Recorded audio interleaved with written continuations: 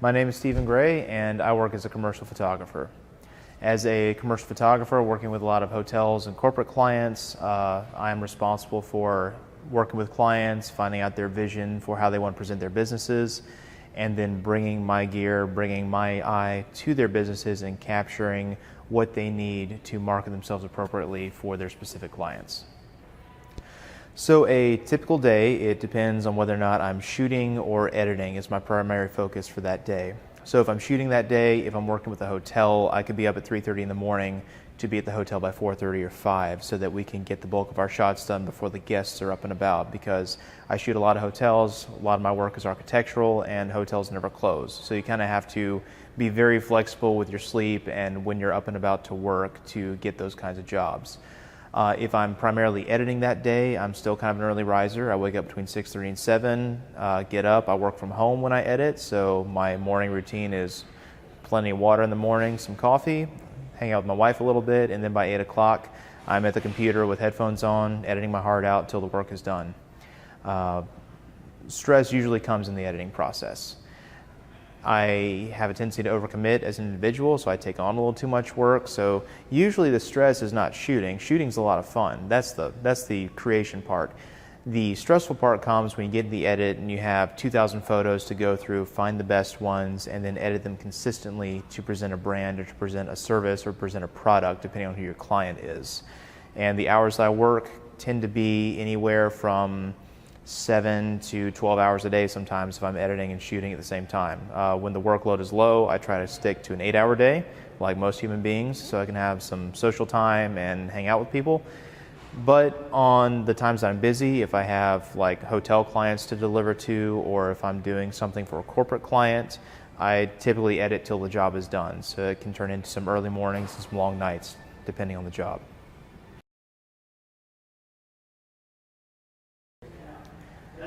You don't need a formal education to do photography. There's plenty of resources available to grow those skills on your own time. I personally went for a comm arts degree, but after several years of working in this sphere and now working entirely for myself, I really recommend getting some form of business training while you're in college, either business classes, a business minor, or just straight up going for a business degree. Because if you're good at photography, you're always going to be learning, and there's so many outlets to grow those skills. Now, the hard part, the pain points of doing photography for a living are the same as any other business. You have to file your business paperwork. You have to have insurance. You have to balance the books for your business. You need to do all these things that you'll find in any business. And if you look at YouTube, if you look at Instagram, there's the trend of photographers and videographers who present this very freewheeling, devil-may-care artistic lifestyle, and there's a place for that, and you can definitely get there. But when you are trying to make a living at it and you're going after commercial clients, you're going after corporate clients, you need to remember that you're going to have to be a business person with them. And that comes down to a number of other skills. You need to be punctual. You need to have a schedule for yourself to get the work done. You can't procrastinate. You have to be able to meet deadlines. You have to be able to talk well with these people.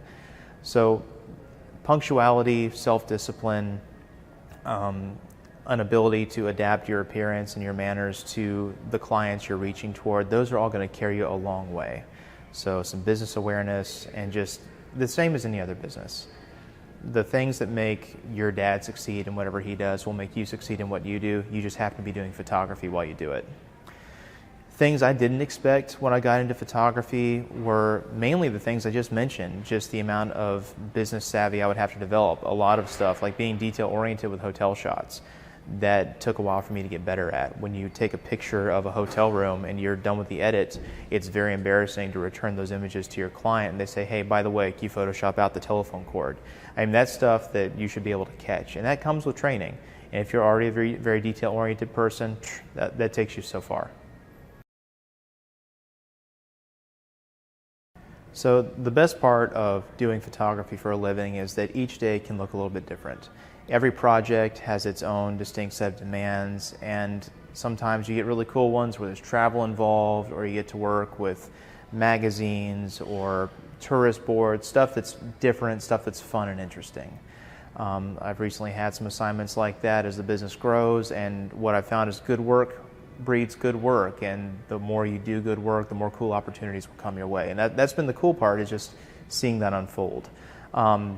The best part of my day is when I've done a project and I've delivered it back to a client and they write back and say how much they love the images and can't wait to use them.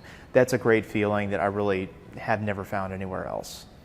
On the flip side, the worst part of the job is dealing with unmet expectations. When a client wanted something that you didn't give, whether it's your fault or a lack of communication on their part, that's tough to deal with.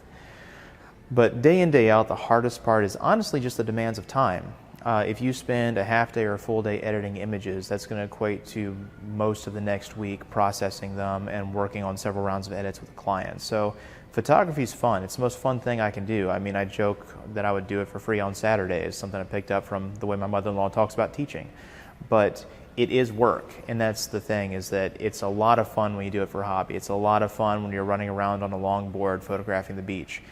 But there comes a time when you have to just dig in and do the work. And I think day in, day out, that demand of time is stressful. You know, there's a number of times where I can't go out on the weekends to hang out with people because I've got a deadline to meet. My wife and I have to postpone date night because we work together, and if we're working together on a project, we have a deadline to meet. If we are waiting on invoices to process through, sometimes clients pay late and you watch a lot of zeros in your bank account that are not the fun kind, and you got to wait for that to process before you can, you know, buy new gear, get groceries even. I mean, it's a feast or famine business. So you have to be prepared for a lot of challenges and a lot of discipline to just push through that wall and continue to grow your business and improve your work, no matter how mundane it feels day in and day out. So ultimately, photography is something that looks really sexy and is a lot of fun, but it is still a business. So remember, if you get into it to make your living with it, you have to work hard. I mean, I really can't put it in any other terms. The cool thing is, the price of gear is coming down. Resources on YouTube and elsewhere are unlimited, so the barrier to entry is getting lower and lower. Flip side of that is that now you have to work harder and harder to get noticed. So make sure people see you on Instagram. Make sure you have an online portfolio. Talk to people. Gary Vaynerchuk and other people like to say that your network is your net worth. And that's kind of the truth. The more people you know who are aware that you are a photographer or a videographer, any kind of content creation you do, make them aware of it. Talk to people, be friends with people, you know, apprentice if you can with an established photographer. I apprenticed for a couple of years with a wedding photographer. That I learned a lot about client management. Just anything you can do. You have no excuse to not make people aware of it because there are so many ways to be visible online now. So for right now, Instagram is the hot thing. Post once a day. That requires you to create content to be able to post once a day. But keep it fun. There's so many ways to use social media, to use the internet, and to use just day-to-day conversations to grow your portfolio and grow your business. I mean, for lack of a better term, 2 words: every day. Just do something every day.